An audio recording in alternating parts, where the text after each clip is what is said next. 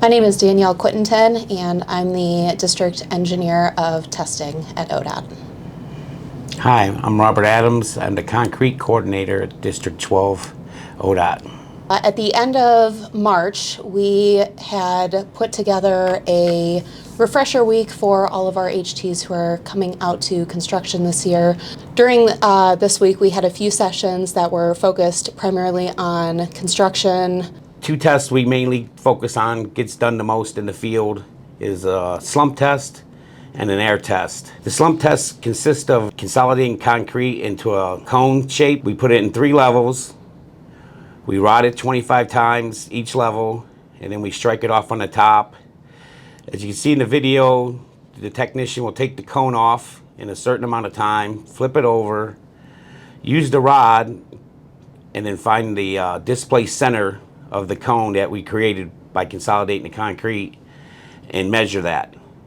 And that the distance between the rod and the top of the displaced center is considered the slump in inches. It tells us how workable the concrete is and to make sure it's in spec.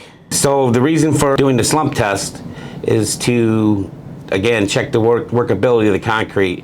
If we're doing slip-form paving such as curbs and walls, we don't want them to fall over, so they have a lower slump, anywhere from a ½ inch to about 2 inches, depending on the height of the curb or the wall itself. We add a chemical admixture to increase the slump. For paving and pumping, we use pumper trucks. You've probably seen them on the side of the highway when they're working.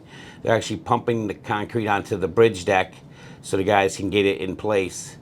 That usually requires anywhere from roughly a 6-inch slump to a 7-inch slump. As far as the air test, in the video you can see a guy's filling a cylindrical shaped mold in 3 layers, rodding each layer 25 times, tamping the outside of the container 10 to 15 times with a mallet, placing the lid on, making sure it seals, and after he gets it locked down, he'll add water to the top of it to get rid of any air in between the lid and the top of the container. So when you do the test, it reads nothing but the air in the concrete. The reason for the air test is to ensure that there's the proper amount of air in the concrete. In Ohio, being that we get the winters like we do, we actually add air to concrete for the freeze-thaw cycles. One of the other portions of our training week that we had last week with the HTs consisted of soil compaction testing and a general refresher for how to perform these tests.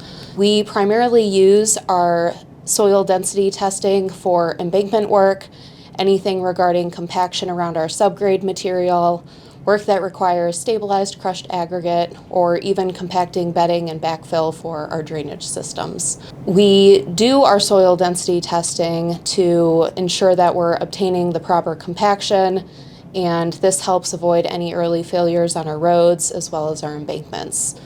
So if you undercompact your soil, that can ultimately lead to settlement over time, which can then appear as failures. If you overcompact your material, that can also lead to failures such as crushing the aggregates and losing the general structural integrity of our materials.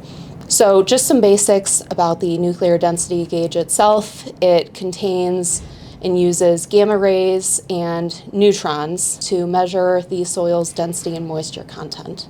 The neutron rays specifically, they're slowed down by interacting with hydrogen molecules. The speed at which these neutrons are read by the gauge's sensors indicate the amount of moisture that's in the soil. Since the nuclear density gauges that we use emit radiation, we require that all of our authorized gauge users wear a badge that gives readings for any of the exposed radiation that the user might be encountering.